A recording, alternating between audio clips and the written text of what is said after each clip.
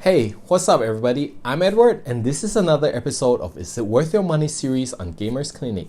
In today's video, I'm going to share with you my 3 months of wireless gaming experience with the yellow mechanical switches version of the Razer Blackwidow V3 Pro, and then share with you why, in my opinion, I feel that this keyboard is not worth this $230 price tag.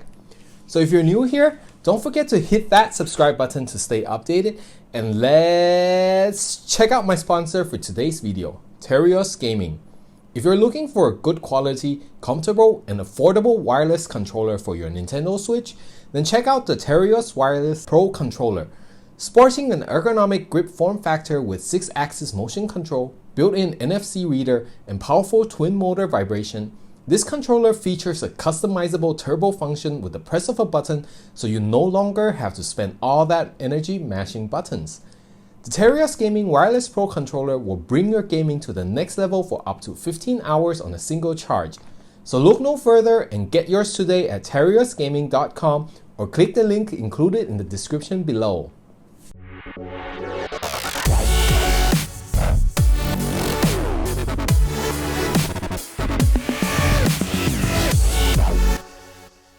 After yearning for a wireless keyboard from Razer with mechanical switches for almost a year or so, and being extremely disappointed with the gaming performance of Razer's Pro type keyboard, the Razer Blackwidow V3 Pro finally makes its debut. I was all hyped up, but only until the moment I finished unboxing this keyboard. My initial impressions of this keyboard was that it was quite heavy and a bit larger than my previous Huntsman Elite keyboard. Measuring at 450mm by 157mm, it takes up slightly more table space than the Huntsman Elite, but is still smaller than the previous Blackwidows due to the lack of an extra row of programmable macro keys. Though the thing that ruined the hype for me wasn't the weight or size or the missing extra keys, but instead was how Razer has with me again with their poor quality control of their production process. On the bottom left corner of the top metal plate was a slightly dented mark appearing as if the aluminum plate was poorly milled or dropped during assembly. And as the most expensive keyboard in all of Razer's keyboard lineup as of today, this is something that's unacceptable for me. But moving past that cosmetic defect, the Razer Blackwidow V3 Pro feels very solid and durable without any flex. The top plate is now replaced with the aluminum like the Huntsman Elite, which adds durability and gives it a much deserved premium feel. And to top off the premium feel, Razer has replaced the standard ABS keycaps with slightly textured double-shot ABS keycaps that is very pleasant to the touch and will prevent the letters and legends from getting rubbed off over time. But at this price point, why Razer didn't include the more premium PBT keycaps will remain a mystery. Underneath those keycaps are Razer's revised mechanical switches with transparent housing that allows the RGB lights to shine out and spill out more vibrantly, which is a smart move that I'll explain more in the feedback session. On the back, here are 2 flip-out feet that offers both 6 and 9 degrees of elevation, which is a nice touch. The housing case is now made from a slightly textured translucent plastic, which you can see the RGB lights, but it's not clear enough to let the lights shine out even at maximum RGB brightness. So I'm guessing this is to help differentiate this keyboard from other Blackwidow keyboards. Near the top, there's also a cover that you can remove to find the little storage compartment for the 2.4 GHz dongle, so you don't lose it when bringing the keyboard around, which is a neat feature. The wireless USB dongle is also now labeled, so that's a big relief if you own multiple wireless Razer products. But at 3.3 pounds, it is not exactly portable. On the left side of the keyboard, you'll find a tiny low battery indicator and a switch which allows you to select the wireless connection method. When selecting Bluetooth, you can pair up to 3 devices and switch between them by simply pressing FN+1, 2, or 3. And of course, for the best wireless connection, there's also Razer's 2.4 GHz hyperspeed wireless via the dongle. Moving onto the top left corner, you'll find a USB-C port that can be used to charge and use the keyboard in wired mode. And if for some reason you want to use the keyboard in wired mode, the included braided cable length is approximately 2 meters long, which is 10% longer than the wired Blackwidow's cable. As for the technical features, the Razer Blackwidow V3 Pro, like the wired version, also features 5 profiles stored on its onboard memory, so when you switch connection to another PC that doesn't have Synapse installed, you can easily switch the profile with your preferred settings, key mappings, and macros. Though the RGB effects are not stored on the onboard memory, but you can still switch between 7 RGB preset effects via the press of a few keys. So, having paid the premium of $90 to go wireless with the Razer Blackwidow V3 Pro, as opposed to getting the $140 wired version, for the past 3 months, I honestly have to say, it didn't quite feel like it was worth it. I mean, it isn't because the keyboard is flawed or that I don't like it. I actually love it, but it's just that I feel like the overall value and benefits from going wireless offered by the Blackwidow V3 Pro at $230 is quite lacking comparing to, say, for example, getting the $200 Huntsman Elite.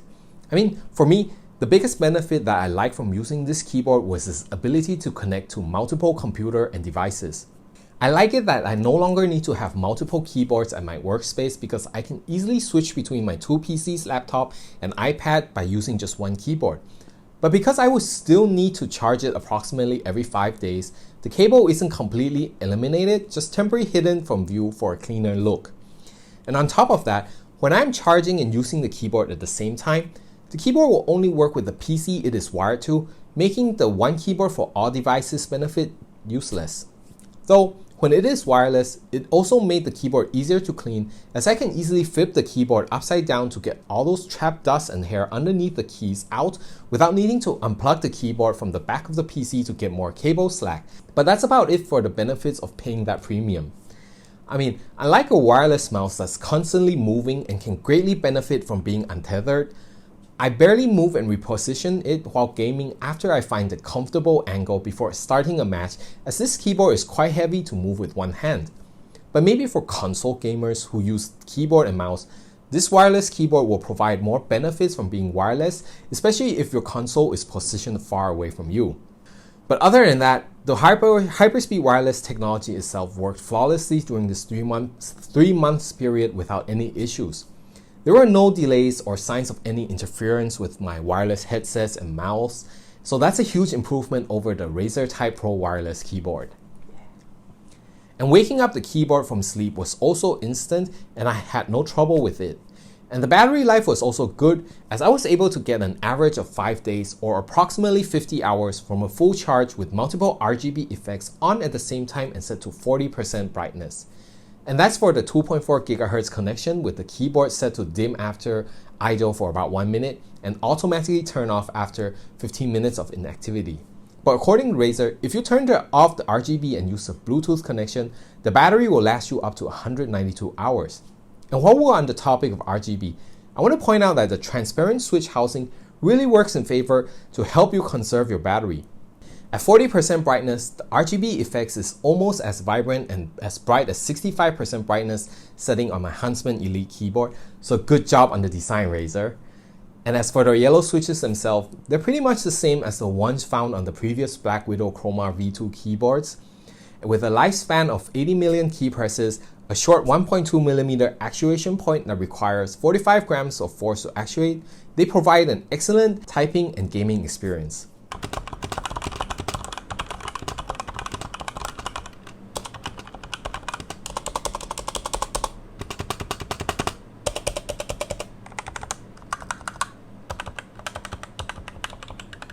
Though, on paper, the red linear optomechanical switches are still technically faster, so hopefully one day Razer will be able to make a wireless Huntsman keyboard as they are still my favorite switches.